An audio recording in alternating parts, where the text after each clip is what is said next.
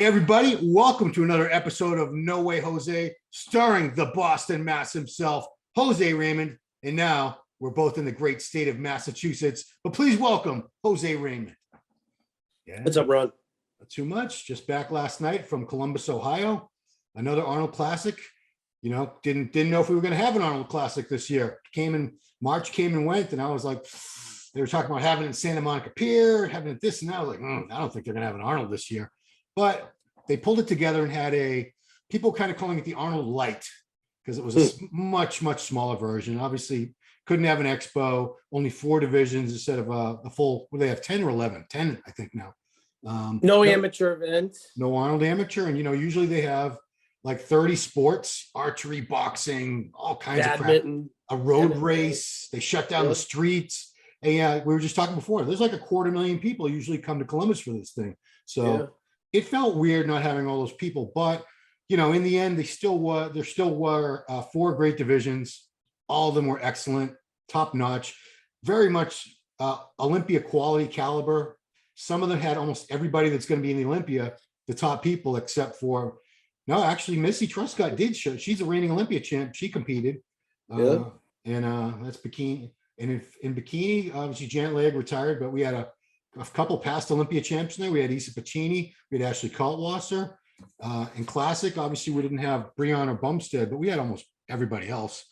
And the Arnold Classic itself, when we did our preview last week, we were both thinking William Bonac was going to come in and do some damage. I wanted to see that battle between Nick Walker and William Bonac. Didn't get to see it. We were waiting on Bonac. Things weren't looking good. And then he finally confirmed, him and his coach Abdullah, who was in Columbus. Yeah. So first of all, I just to get out of the way, were you a little disappointed William Bonac didn't show up? Of course, I was disappointed for him. Yeah. It's a huge opportunity, a big financial loss for him. Still haven't heard the facts behind why he wasn't able to make it. I hope it was a mistake on his own accord and not one of his handlers, because that would suck. And I'd be awfully pissed off if I were him. Yeah. He's made it to every other thing. I don't know what happened here. Yeah. I just hope it had nothing to do with anyone else around him, and just that he, wasn't expecting. I think it has something to do with having to be in a certain place for a certain amount of time before you can leave. Yeah, I was hearing he was only like a day or two short of being in Abu Dhabi long enough, because there's an oxygen gym. Not only we know the ones in Kuwait, but there's one in Abu Dhabi where people were quarantining before they headed over here.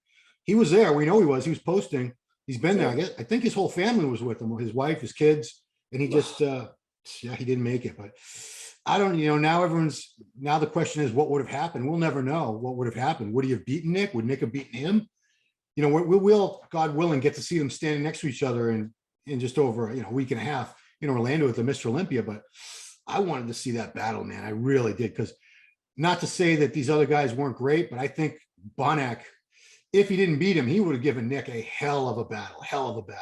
Yeah, well, it certainly would have settled the Iain and Steve Kuclo debacle, because that wouldn't have become an issue. It would have been William and Nick. Yeah. They're the more similar, short, humongous, crazy looking. But overall, it was a great show. I think Nick has put his stamp on the bodybuilding world, and he already gave notice in New York. Right. Shit, he gave notice last year in Chicago. He did. But he stepped up, and he's even better here than he was in New York. And I expect him to be even better at the Olympia. Yeah. Nick is the real deal. I think we all knew it. It was. I'm one of them who was afraid to say, yeah, he's going to come out and win the New York Pro. Well, I certainly said give you credit. You were very, very complimentary. I think I was a more skeptical one when we did our preview. I was the one who was on the fence about it. You were a lot more confident about him. But I said he's never stood next to Kuclo. He's never stood next to Akim. I don't think. No, Well, he did. I think did Akim beat him in Chicago last year? I'm not even Yes. sure. But Yes. okay, but Kuclo was an X factor. Iain Valliere was an X factor, and he beat them all handily. It wasn't even. I don't think it was close. I mean, the score sheets. I have the score sheets. He got a perfect score in the judging finals. Not quite. Let's see. He got 40. Oh, I'm looking at Kuclo. So Nick Walker got 5, finals 7, total 17. Runner up. Yeah, Iain was actually third place after judging. He flip flopped. He got better in the finals when in the confirmation round. He got ahead of Kuclo there. But Nick looks like there was no question on the judges' score sheets. He ran away with this show. Can we just put to rest the Nick is not aesthetic, Nick is a block, Nick is this, Nick is that? Put it to rest. He won in the quarter turns. The very first front relax, boom, he won. Quarter turn, his leg, he won. From behind, he won. From every angle, every pose, he won. Yeah. He's not unaesthetic. He's just not what you're used to. Yeah. I think he's very aesthetic. He's got wide shoulders. He keeps his midsection into control. His legs are huge. Is his hips as small as Iain's? No. No, that's what people want. They want to see hips like this, and on a 250-pound 5. I wish There's I could more settle. to bodybuilding than that. It's not classic physique. It's bodybuilding. There's more to it than just having ideal genetic hip structure. He kept his midsection in check the whole time. Yeah, for and sure. He looked incredible from every angle, every shot. Yeah. He can still get better. There's still poses that he can improve upon. The only pose he might have lost was the front lat spread. Yeah. It's the only pose of his I'm not thrilled about. It looked as though maybe he was cramping in the rear lat spread, like his shoulder blades was still sticking out. He probably, when you're that thick, he probably needs to get some stretching, some more deep tissue or something to open that up a little more. But otherwise, he was spectacular in every angle. Yeah. And that rear double bicep of his, I got some shit because I said he might have the best in the interview with him and Matt Jansen. I said, I think he has possibly the best rear double bicep in the game. And people jumped all over me. Said, what about Ramy? What about Bonac? What about George Peterson? All right, calm down. I was just giving the kid a compliment. But that's a lights out shot for Nick, is that rear double bicep. Oh, so thick and V. That's where you see the V tape. Oh, his arms. Oh my God. And then you got the hamstrings, the adductors, the glutes, the calves. He's missing nothing in that shot. That's his best shot without question. It's nuts. And, Ramy's probably the only one, because structurally Ramy's so big. But who knows what the condition, Nick, I put nothing past Nick now. Yeah. I really don't. I don't. Moving forward, the only people, and I hate saying too much because I'm getting a lot of backlash, a lot of people feeling disrespected for my opinion of things. We'll get to that in a minute, but I think it's going to come down to Ramy, Hadi, Bonac, and Nick. Yeah. And Brandon Curry. But, Brandon's upper body for sure. But if it comes down to glutes and hams and calves, Nick can beat Brandon, Yeah. And I only say those guys because Hadi and Ramy and Bonac are the only ones that can match Nick from the lower body. Yes. Yeah. Even just if you want to talk terms of sheer mass, who can really outmass him? Maybe Ramy. Certainly not. I don't think Hadi outmasses him. I think Hadi Chupan does have better detail, better all those little fibers going on. It's really gnarly looking, but Nick has more muscle maturity than you would definitely expect from someone so young. He just turned 27 last month. And so I think Hadi, the only shot Hadi will lose to Nick is the rear double, because that's a problem for Hadi, or it has been. The front lat spread is unbelievable. His leg detail, midsection detail, side chest, and Hadi's huge. He's shorter than Nick. He's, probably 2 inches shorter than Nick. And I just say Hadi because his maturity everywhere and density, he can match Nick for sure. But we won't know until they're standing next to each other. We won't know. And Bonac's another one who's shorter, probably an inch shorter than Nick, but packed. You don't know what it's going to look like. I would assume Nick is a lot bigger than him, probably 25, 30 pounds bigger. Oh. Yeah, I tried to get the height, but I had shoes on. He was in flat feet, so it was really hard to say. Height, shorter than you, maybe a little shorter than you. Well, yeah, if I'm 5'7.5" and I had some shoes on, probably gave me a good half inch, maybe a little more. He's probably 5'7", and he was 248. He's like a little Jay Cut. He reminds me a lot of Jay, a lot. Just the width, the shoulder, clavicles, just the power of the ruggedness of the physique. I'm getting flashbacks. But man, if a week ago, if you asked me, what do you think Nick Walker will do at the Olympia? I'd say top 5 would be a real stretch. I'd say 7th or 8th would probably be great for Nick Walker at his first Olympia. He should be very satisfied with that. I changed my mind. He could be as high as 3rd. It's not out of the I'll be very disappointed if he's not top 4. Yeah. So Walker Nation. Someone like Hunter, if he nails it, if he comes in better than he's ever been, he just has such beautiful shape that he could, but he would have to match Nick with that condition, and he's yet to do that. Right. Yeah, Hunter. That people were starting to talk about that. They say he would beat Hunter, he would beat this guy, that guy, and we won't know until the show. But yeah, I'm on the Nick Walker bandwagon finally. I was always a fan. I really needed some proof. I needed to see him stacked up against some of these guys who he's yet to beat, and now he's beaten them. So he's up. He's leveled up. Let's talk about. I thought he won handily. Oh, he did. I don't think it was close. Very few people. I didn't hear anybody saying anyone other than him for the win that whole time. I was just hearing Nick. I didn't hear.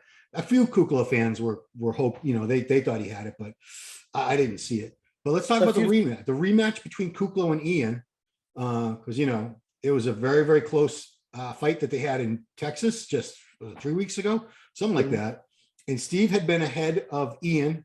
I'm sorry, no, Iain had been slightly ahead, I think, after judging in Texas, and he held that. But this time it was different. This time Steve had him in the judging according to the score sheets, and then Iain edged him out, got a little tighter, whereas I think Steve faded just a little bit for the finals, and it cost him. So Iain Valliere, 2nd place at the Arnold Classic, not too shabby.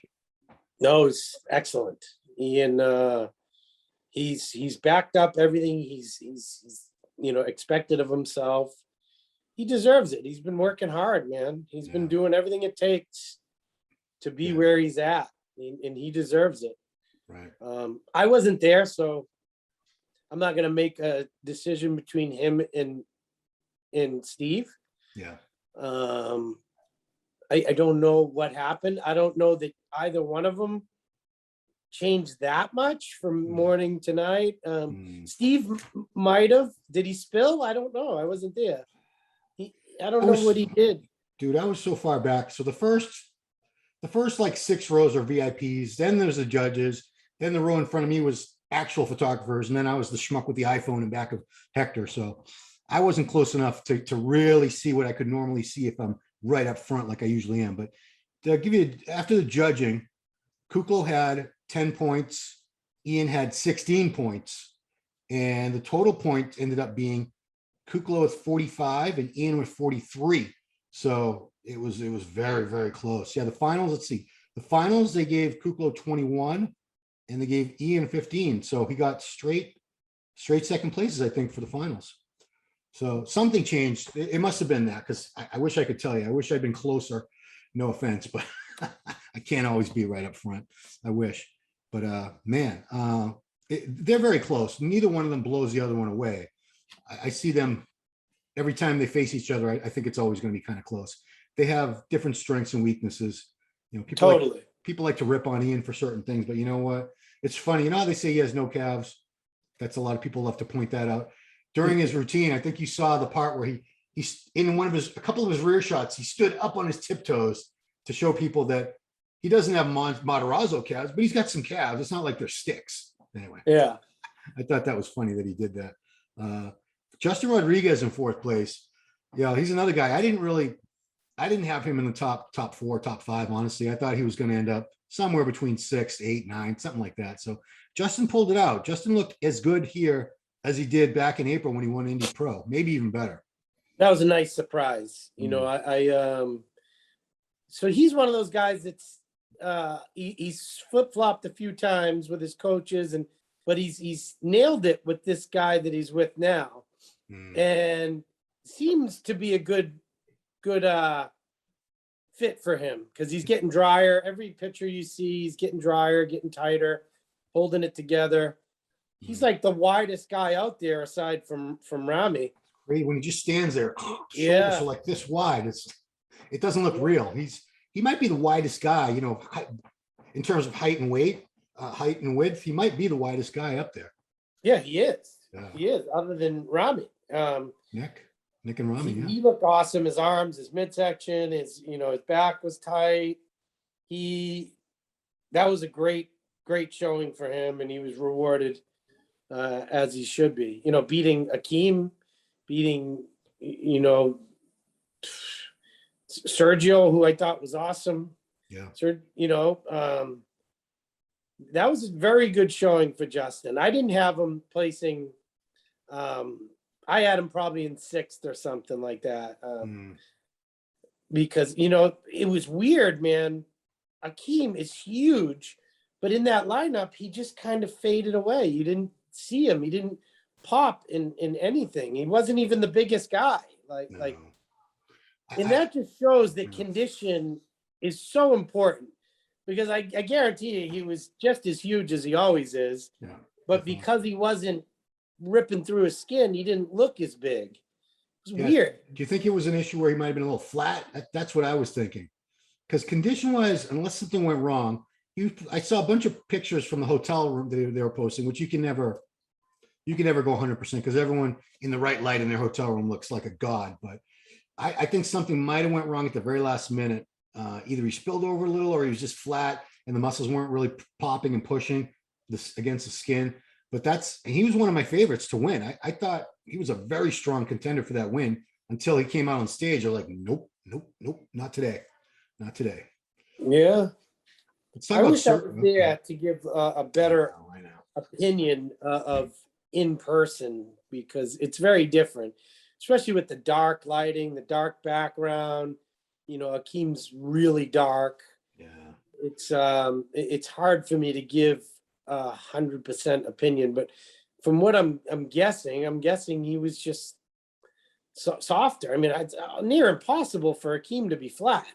The guy is so big. Yeah. I just don't know that he was ready, and maybe for the Olympia he will be, but this weekend wasn't his day. Had he been at his best, I don't think he was beating Nick anyway. I'm sorry. No, he would need to be at a different level than he's ever been to beat Nick. Right. He's bigger. He's bigger than Nick. Well, but is he? Because he's like 5'10", he was about 260. Nick's 5'7", almost 250. So I think technically I would say Nick's bigger. Well, it's hard to say that. I mean, Akim takes up more space on planet Earth. But yeah. If you want to go, man. I'm going to say he can. I'm still a big believer that Akim could be Mr. Olympia if he were to nail it perfectly. Right. But he's yet to do that. I remember when he turned pro at North Americans. Yep. He was unreal there, so shredded. If he were to repeat that, he don't even need to be as big as he is. Just repeat what he did at the North Americans, and he could be unreal. He could really, really, really push for the title. Right. Let's talk about Sergio, man. Sergio did get, you shared some pictures with me last week, and I was pretty surprised at how much size he put on. He did look a lot bigger this time than I remember him from a year and a half ago. Condition was very good. I think it could have been better, honestly. Posing, he won the best poser. We know he's a great poser, but I thought his midsection looked a little wider. His hips, that whole area looked a little thicker than what I remember. And that I don't know if that's what hurt him, because he should have been somebody in contention for this win. He should be. Yeah, I think he would have been if he was 5% sharper. You know, just a little dry. I mean, he's massive. Yeah. When you see, there's some comparison pictures out there, like with, I think, him and Kuclo, and he is bigger than Kuclo. Like wider, his lats are popping more, his arms are bigger, his legs are more separated. Like it's weird, man. And that's why I can't go by pictures. Because if I went by, there was like 4 or 5 pictures I saw, then he could have beaten Kuclo. But he ended up, what, 6th? Yeah, he was 6th place. That's why you can't go by pictures, by the way. I'm not saying he should have beat Kuclo, but from the pictures I saw, I mean, and he was way bigger than Iain. You know, it's a weird thing. If you just go by some pictures, you're like, how come that guy's not winning? But then you see in person, you know, he's holding a film. He's not near where he should be. So, you know, he ends up where he's at. Yeah. And I want to let you guys know, my favorite photographer these days is Will Whitman, but don't judge people's condition by Will's pictures, because Will, he sharpens, he does things to the pictures, makes people look like gods. I mean, there's like local people around here that have done shows like that he's taking pictures of. I'm like, that kid didn't look like that at the gym. I know he didn't look like that, but don't go by that. But Will, I love his photography. I love that. It's very motivational. If I was like a young kid and saw those pictures of any of these guys, I'd be like, oh my God, holy crap. So 7th place was Mohammed, not Mohammed, but Mohammed Enam, who I've been talking to. I always seem to run into him like in the elevator, the lobby, whatever. This was his 7th show of the season, I believe. He's been going back and forth from Russia the whole time. I thought he was here. I assumed somebody was, he was living with somebody in the US, but nope.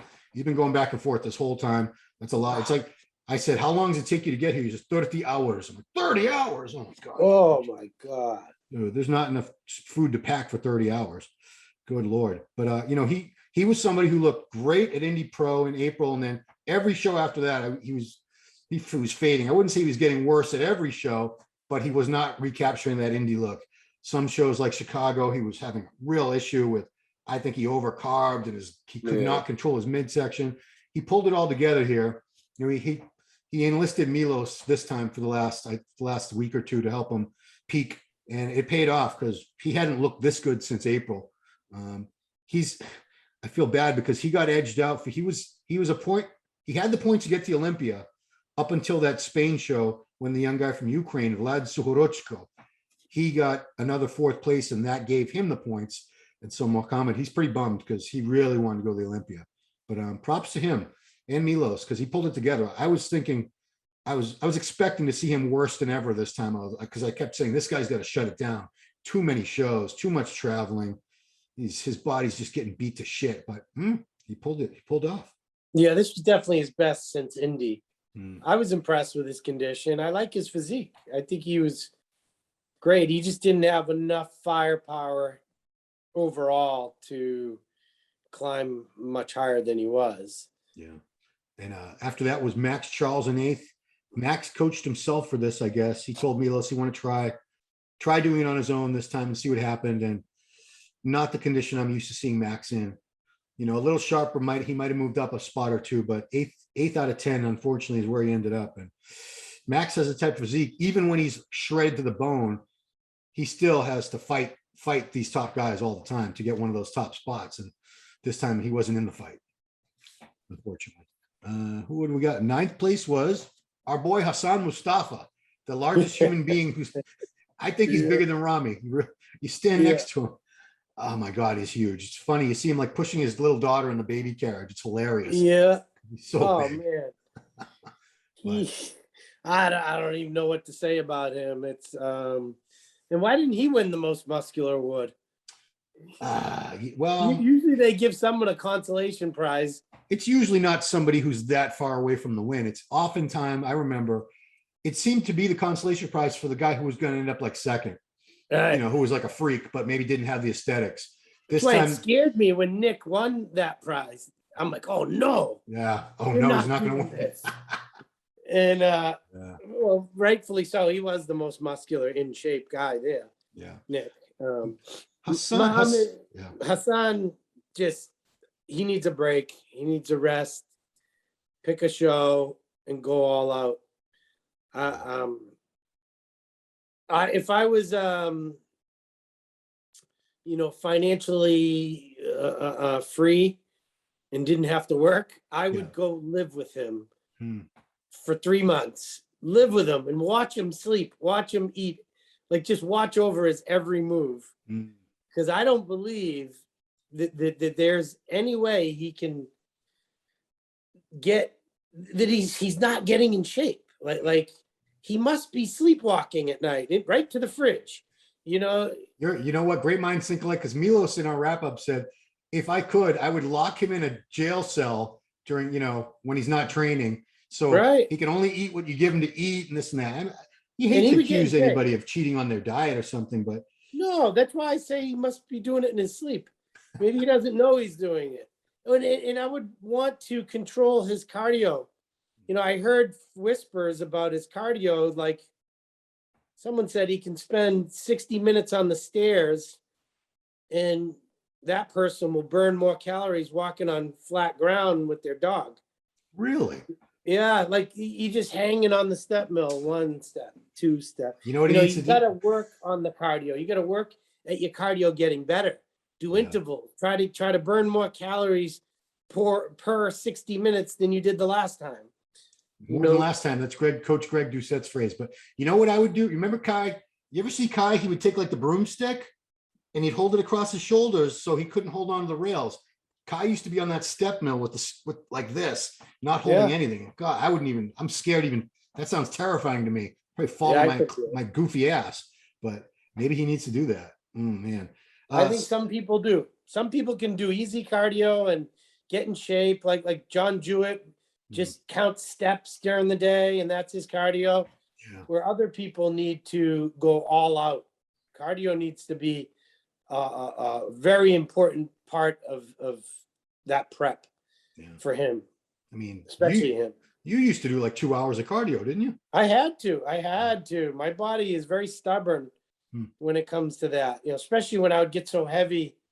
When I wasn't competing, I would have to go from 240 to 212, and it wasn't easy.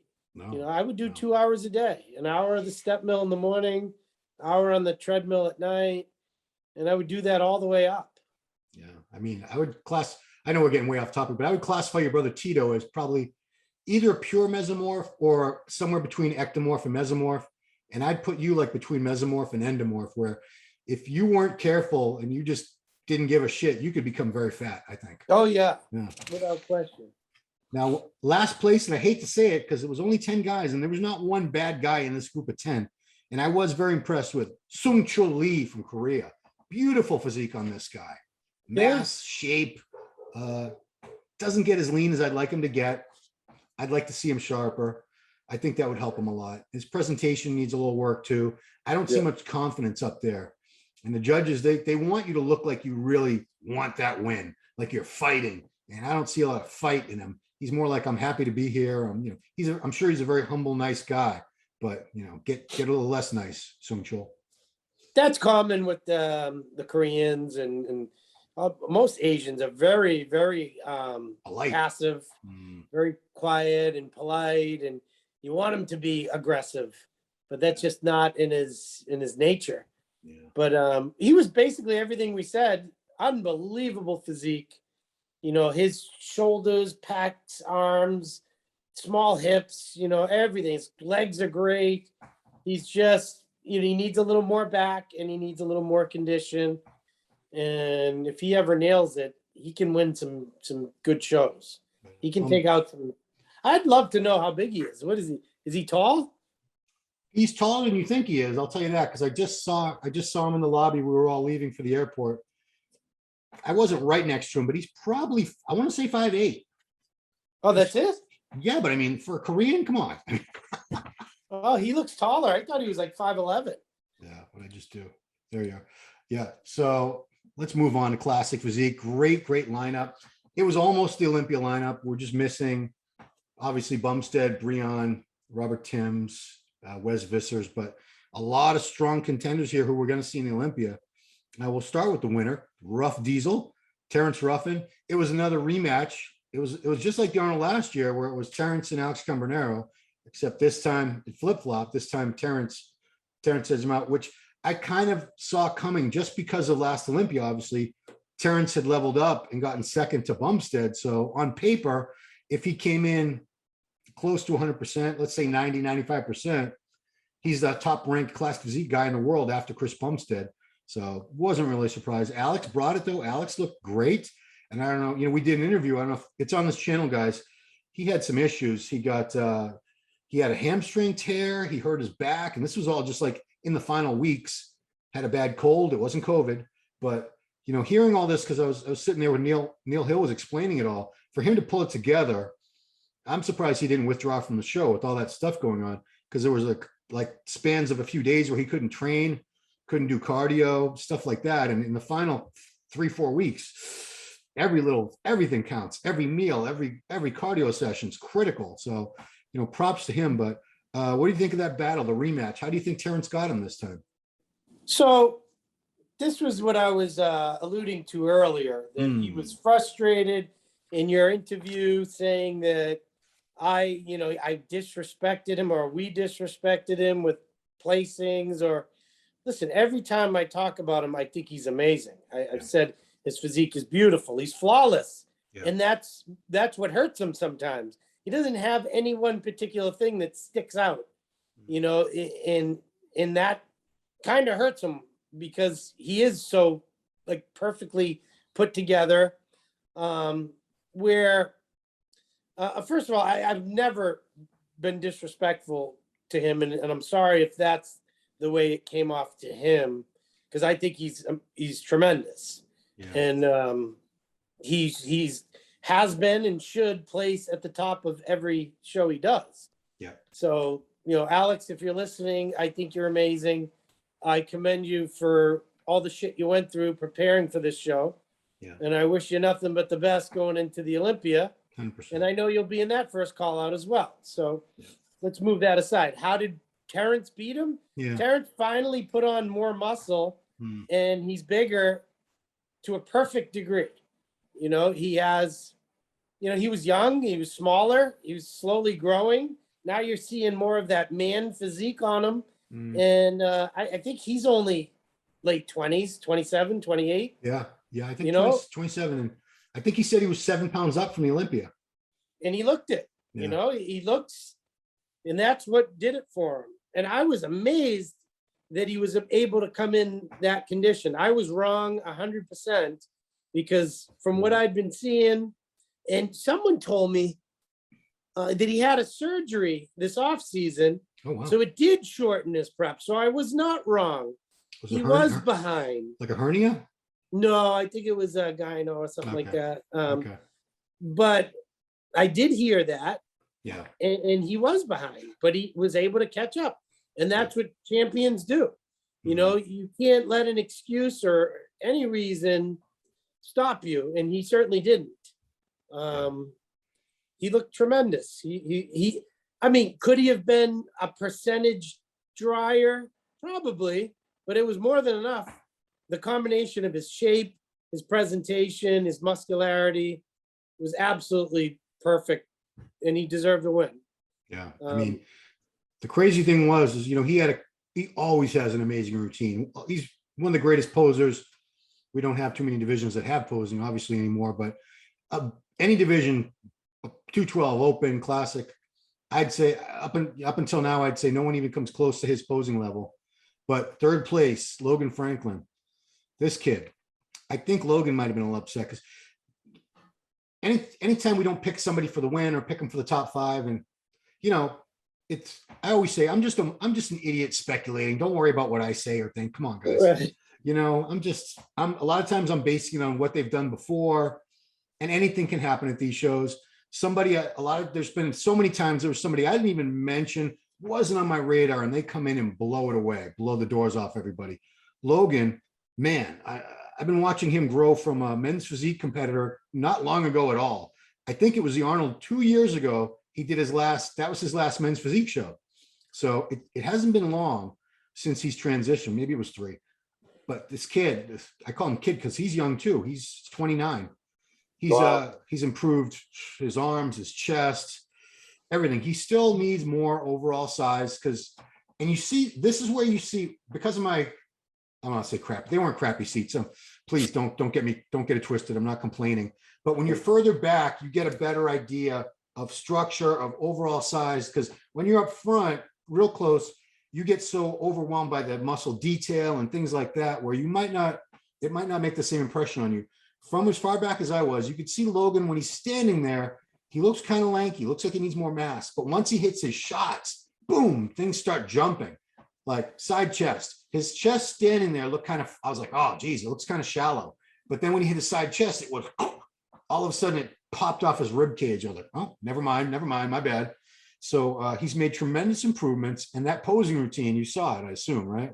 Yeah. Dude, I mean, Milo said it best. He says, he hits the Arnold poses better than Arnold did. Yeah. Man, he's a perfectionist. I was very, very impressed with Logan. And now I wouldn't be surprised. I know this is a stretch because this is a stacked, I know I hate that word too, stacked classic physique Olympia coming up in a week and a half, 2 weeks, less than 2 weeks. But, I wouldn't say top 5 is out of the question for him at all, because he was 9th place last year, but he was flat. He was very flat. This is a different Logan. He's coming into his own. He's been working with Milos all year, and I think they're doing very well together. They make a good team. Yeah, I think top 5 is definitely not a stretch. I like that he's consistently improved, and that he's young and I didn't know he was that young. Yeah. Can put on a lot more muscle. I'm sure he's not at the limit. Nope. He's pretty tall, right? Is he 6 foot? He's about 6 foot. And, when he used to compete in men's physique, I want to say he was like 195. And when he did his first pro classic physique show in Tampa a couple of years ago, I think he was only like 205.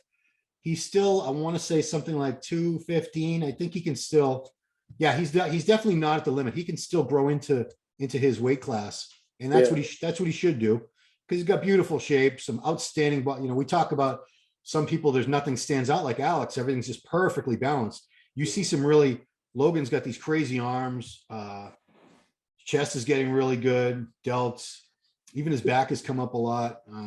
Man, what he did to stand out was, you can tell he paid attention to all the details of his color. Oddly enough, he was the lightest one up there, but his color stood out. Like he stood out because he's a different color. I don't know. And you could see all the detail on him, and his rear double, he had a lot of detail. Yeah. And his presentation, his skin was great. He's a good looking guy. He played everything, all his strengths to the best of his ability, all his posing and from, he didn't make it look hard. He made it look poised, and he was very polished. And that goes a long way. And that's why he did as well as he did. And that's why he'll be in that first call out. It likely will be. Yeah. Tough show. Courage Opara, I interviewed him for this on this channel last week.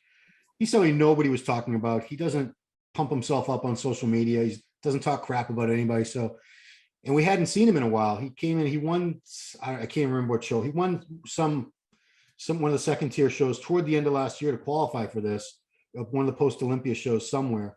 So nobody was really looking out for him, but once he got out there, you can't deny, not the widest guy, not the biggest guy, but just a beautiful shape. I mean, that's classic. You're not supposed to be the biggest guy. Very impressive. Is he smaller than Terrence?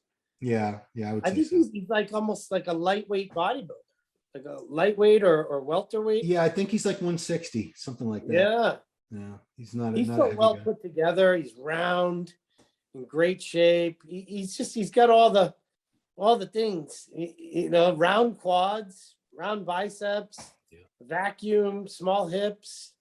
That's someone that you wouldn't expect if you just saw him pull up in street clothes, Yeah. Totally. He's very well put together, and another one who's very polished. He deserved to be up there, that's for sure. Yeah. So 5th place was a guy that, based on the progress shots leading into the show, I thought he was definitely in the running, I thought it was going to be a battle between Brian Jones and Terrence Ruffin, Alex. I thought it was going to be those three duking it out. Brian, little tiny bit off. I don't think he was off by much, but it was enough because this was a tough show. This was almost the Olympia, basically.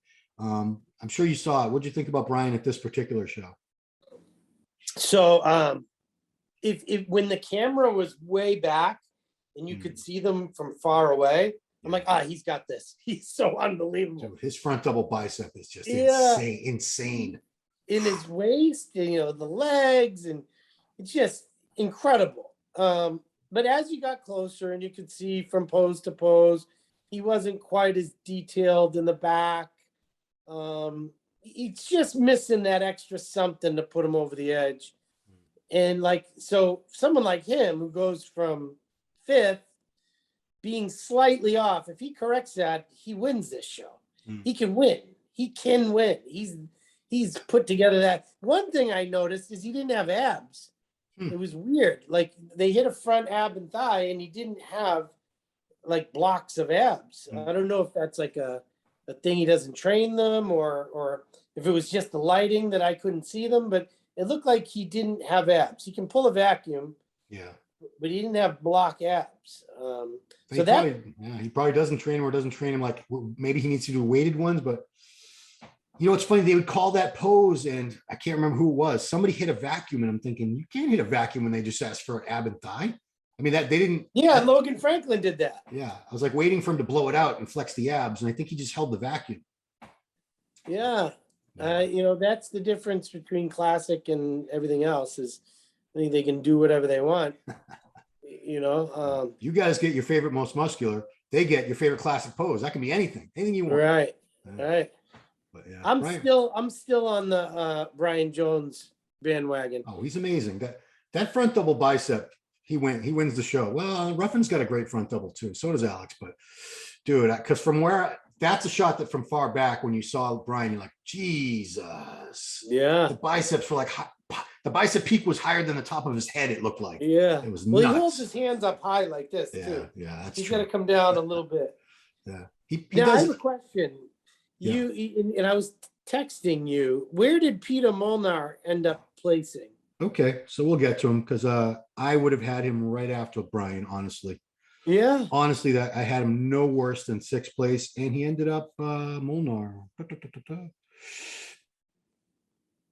Why is he not on my card? Fabian, dang. Oh, here we go. 8th place. So yeah, he was. So it was Danny. 6th place was Fabian Mayer from Austria. 7th was Danny Unin, and he was 8th place. So 8th out of 10. I would have had him 6th place. I wouldn't have had him any lower than that. Very impressed. That's the first time I've ever seen him, I think. Pretty sure. He is wild. Nah, I bet I saw him before. Yeah, you were right. And you were texting me saying, what's going on? Why isn't Molnar getting called out? I was like, dude, I don't know. Yeah, I wasn't there, so I don't know, but that's why I text you. I'm super impressed by him. He I mean, for my money, had the best condition in the show. It looked on TV. Yeah, and his shoulders and arms on him are just huge. Yeah, and his hips are tiny, and his back doubles is crazy detail. I think he can hold maybe a little more size or something.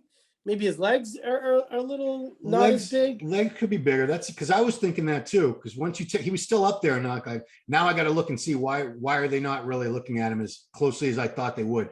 And that's what I said. I said legs don't have a little more size and a little more sweep. I think he'd be beating a lot of the guys that beat him at this show. Right.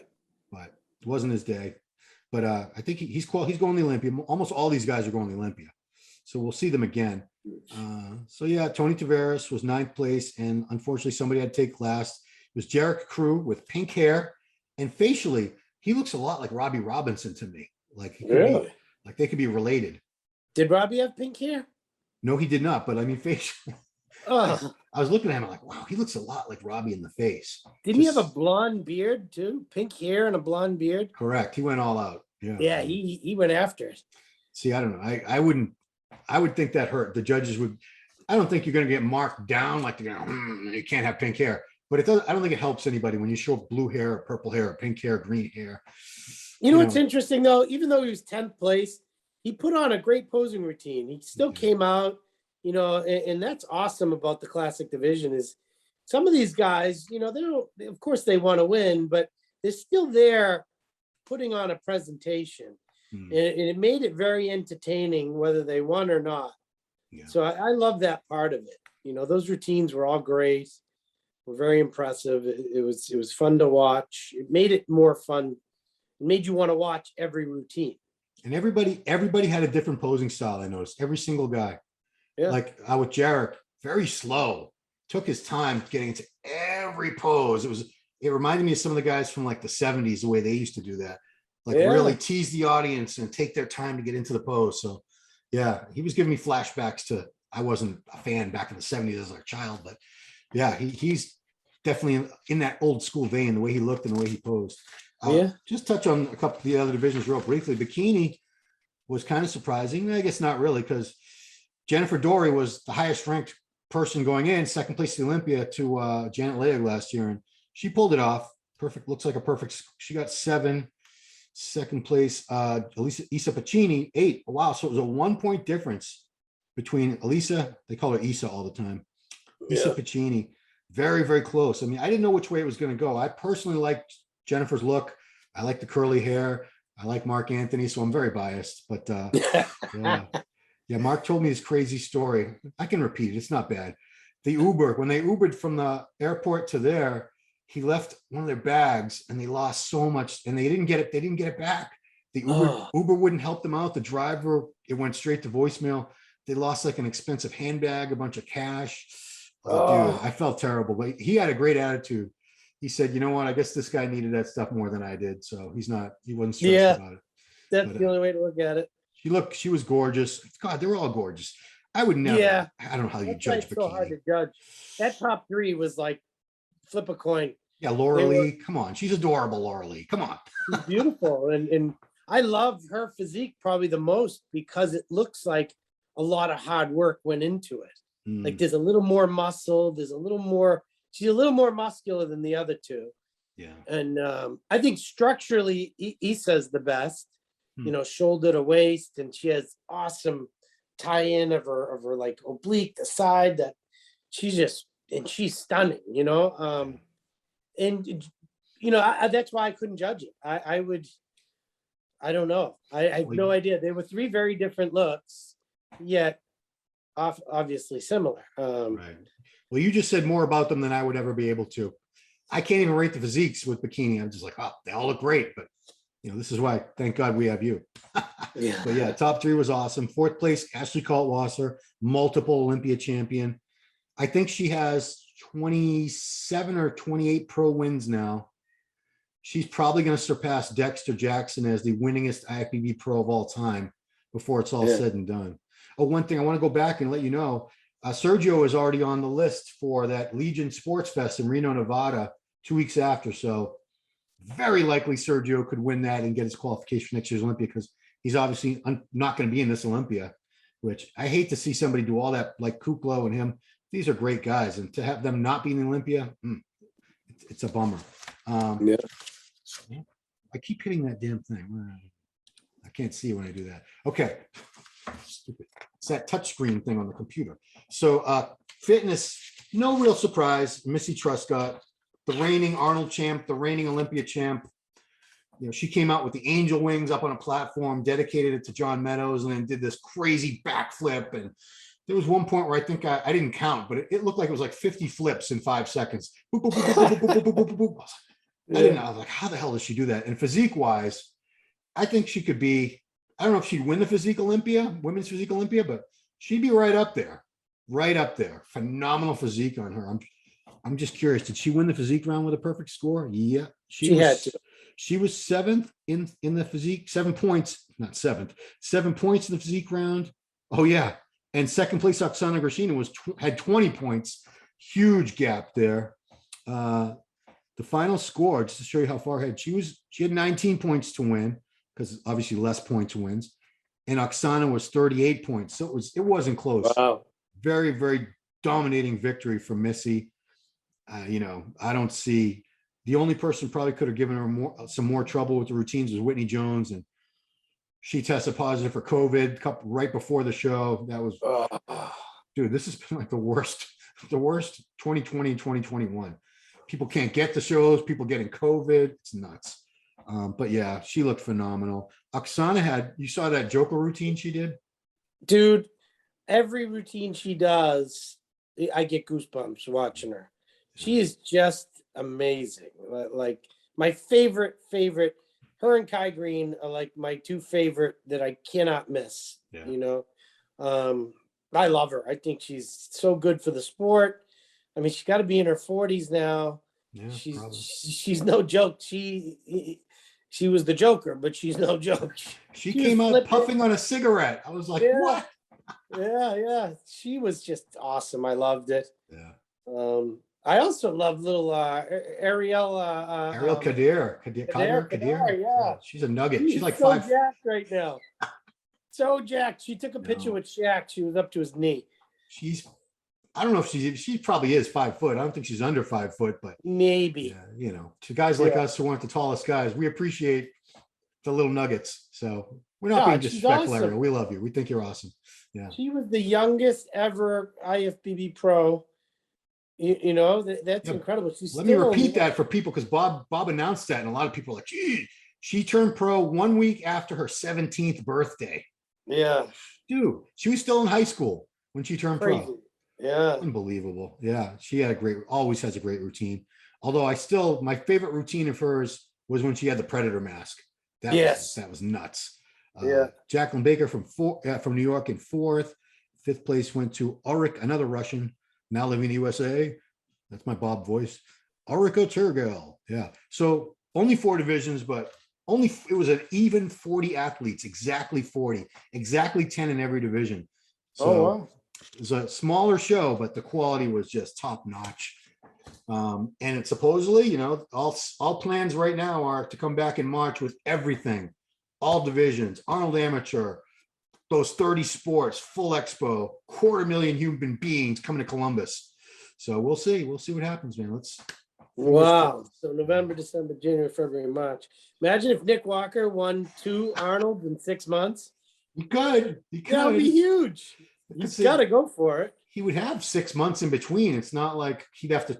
A lot of times in the past, it used to be a pain in the ass to try to peak twice in the year. I think he could do it, but would he want to take a few weeks, take a month off after the Olympia, and then bang it out? He can do it. Yeah, I'd love to see that. Got 130,000 reasons. I mean, it's not a bad paycheck, dudes. It's not bad at all. Yeah. Too bad they don't give the Hummer away anymore in the watch. They used to give away this like $30,000 watch, the Hummer. Yeah, I'm sure he got a Hummer somewhere this weekend. Yeah. I mean, he's a good-looking kid. Got a great physique, great personality. Why not? But we love you, Nick. We love you. We're on your side. Yeah. We're both huge Nick Walker fans. So that's it, man. We're going to be talking soon about the Olympia. God, this is moving. This is all happening so fast, isn't it? Yeah. Didn't we already do an Olympia preview?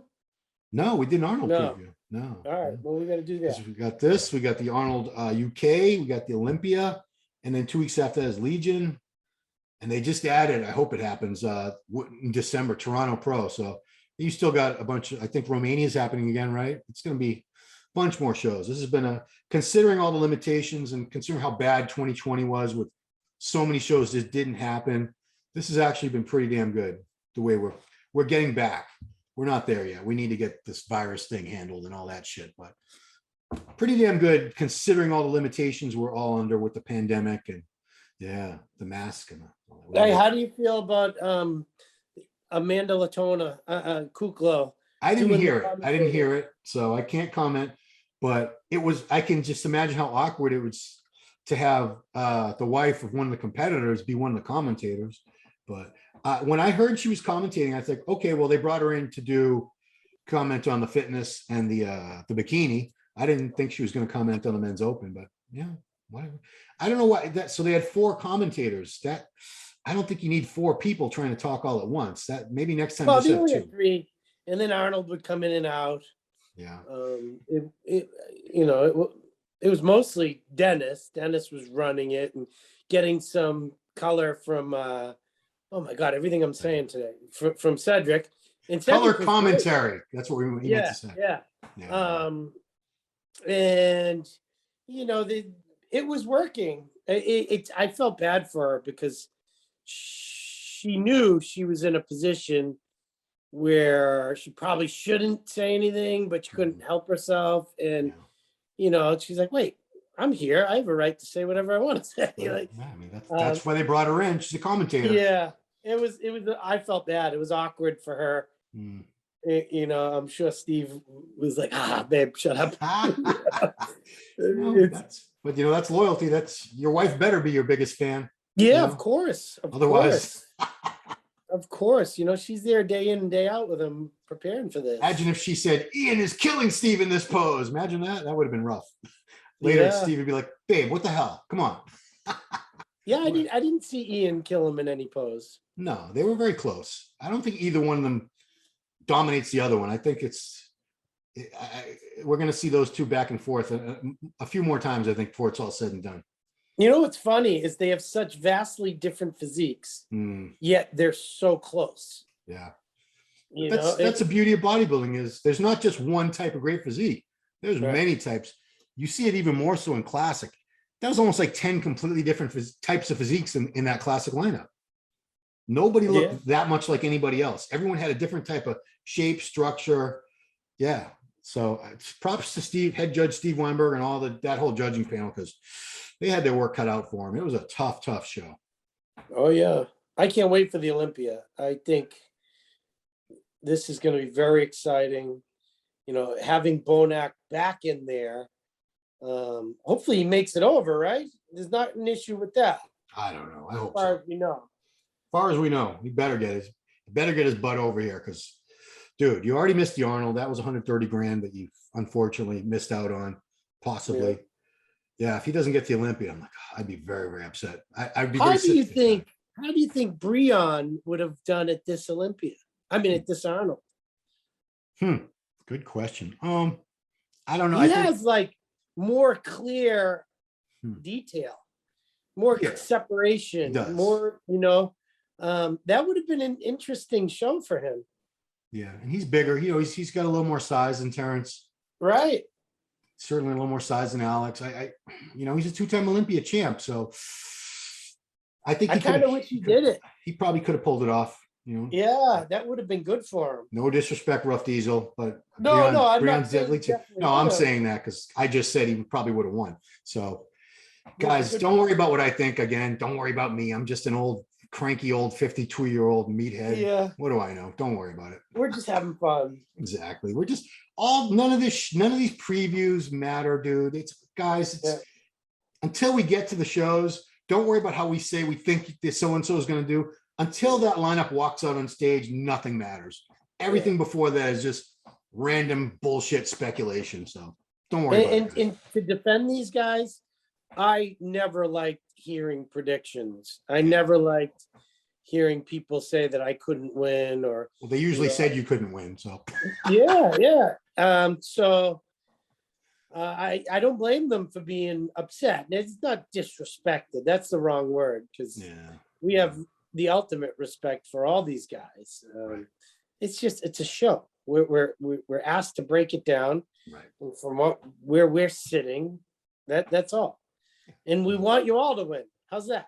There you go. I hope you all win, every one of them. Yeah, like remember John Lindsay? You know John Lindsay, the promoter. Of course. So back in the old days, used to get it. There was no internet, so to get information on shows, you used to have to call up and hear recordings with information. And his tagline at the end of every recording when people calling for info shows was, "You're all champions." So I agree with that one. These people, everyone on that stage this weekend was phenomenal. Nobody was a slouch. Everybody was very, very high caliber pro, whatever division you're in. Great show. So they should all be proud of themselves. I didn't see anybody who was way off at all. Everybody brought the best they could, and everybody can't win, unfortunately. Can only have one winner.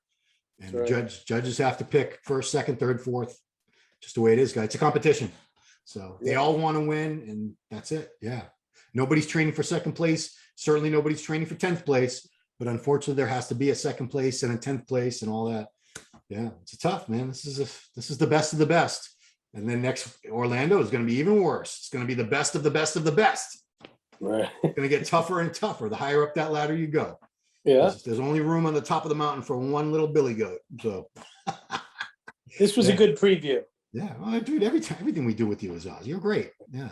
No, I meant this show, the Arnold, was a good preview of the Olympia. I was saying you're great. Yeah, I was just saying how great you do these previews.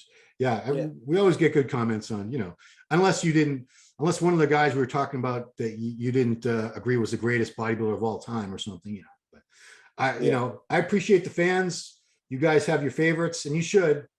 And I think that's awesome that these pros all have fans who believe that much in their abilities and think that highly of them.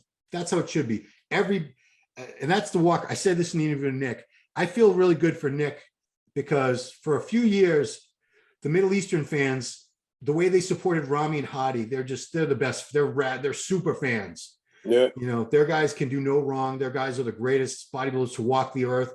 I said, man, I wish some of these American bodybuilders had that kind of love.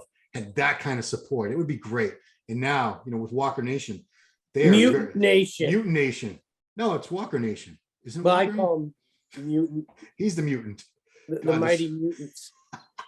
They're all coming to Orlando to cheer on the Master Mutant. Yeah. I mean, it's the kid, and he's got the youth. You know? You don't want to have a bunch of 40-year-old, 50-year-old fans. You want the youth, the 16 to 30-year-olds. If you got that, like the Bumstead fans, the Regan Grimes fans, they're all young. Yeah. And we need that. We need more young people following the sport, supporting the sport, carried into the next, 20 years. Because the guys our age, we're almost at retirement. We're getting older by the day. So anyway, guys, I want you all to follow TheBostonMass on Instagram. That's THEE. Don't forget the extra E, TheBostonMass. Go to thebostonmass.com with one E. Don't get it twisted. The was two E's on Instagram. And then thebostonmass.com. That's a website. It's got his coaching services, merchandise, tons of stuff. And last but definitely not least, right here on YouTube, there's a channel called The Boston Mass. Jose has so much great content, a wide variety, interviews, opinions, workouts. Nate Tello, now training at Bayshore Athletic Club in Weymouth, Massachusetts. No, Braintree. What was wrong with you? Dude, I'm the worst. Braintree, Massachusetts. It's all South Shore. Yeah. I get to see him at the gym every now and then. Nate's his partner in crime. They do a lot of interviews and stuff together, workout tips there. Great content. So check out the Boston Mass channel on YouTube for awesome content. This guy's one of the OGs. They always say that, but he really is. He's living legend. Am I going too far? I don't think so. Whatever you like. You're on the Mount Rushmore, so yeah. Giles got mad because I started explaining what Mount Rushmore was to him. He's like, do you think we're morons over here? We don't know what Mount Rushmore is. I'm like, calm down. I don't know all your monuments. I wouldn't expect you to know all of ours. So yeah, it's like the Stonehenge. Yeah, there you go. Well, that predates British. That goes back like 2,000 or 3,000 years, like 5,000. Yeah, the aliens put it there. The Druids and the aliens collaborated. Yeah. Man. All right, buddy. So thank you so much, Jose. Thanks everyone for watching. I know we rambled on, but we're both super fans. We love breaking it down, and he's my favorite guy. Him and Giles. Like, don't get mad at it. Two of my favorite people to break down these shows with. Thank you, Jose. Appreciate it very much. All right, my pleasure. And everybody, thank you guys for watching. Like the video, subscribe to the channel, do all that good stuff that we want you to do, and we'll see you next time. See you, buddy.